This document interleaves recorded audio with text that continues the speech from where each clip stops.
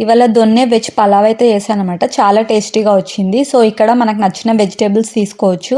నేనైతే green peas, ఆలు, carrot, tomato ఇవైతే తీసుకున్నాననమాట. బీన్స్ అండ్ కాలీఫ్లవర్ కూడా తీసుకోవచ్చు. అండ్ నేనొచ్చేసి ఇక్కడ కోకోనట్ ఆయిల్ యూజ్ చేస్తున్నాను. మీరు ఏ ఆయిల్ అయితే యూజ్ చేస్తారో అదే యూజ్ చేయొచ్చు. రెగ్యులర్‌గా యూజ్ చేసే ఆయిల్.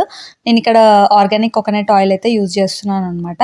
అండ్ వీటిలో ఏం చేయాలంటే ఫస్ట్‌లో సాజీరా, గరం మసాలా, లవంగా పట్ట ఇవన్నీ వేసుకొని పచ్చిమిర్చి, ఆనియన్స్, గార్లిక్ ఇవి వేసుకొని పుదీనా, కొత్తిమీర వేసుకొని కొంచెం ఫ్రై చేసుకొని వాటినైతే మిక్సీ పట్టాలి. సో, అది చల్లగా అయ్యేలోపు ఈ మళ్ళీ ఆనియన్స్ కట్ చేసుకొని కొంచెం గరం మసాలా వేసి ఆనియన్స్, గరం మసాలా కొంచెం వేగిన తర్వాత వెజిటబుల్స్ అన్నీ వేసేసి వెజిటబుల్స్ కొంచెం మగ్గేలోపు ఈ పేస్ట్ అయితే రెడీ చేసుకోవాలన్నమాట.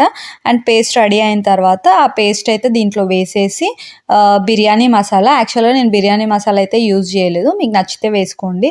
అండ్ అందులో ధనియాల పొడి, కొంచెం గరం మసాలా, ఉప్పు, కారం ఇవైతే వేసాననమాట. వేసి దాన్ని బాగా సార్ట్ చేసి మంచిగా నూనె పైకి తేలే వరకు వెజిటబుల్స్ బాగా కలుపుకోవాలనమాట.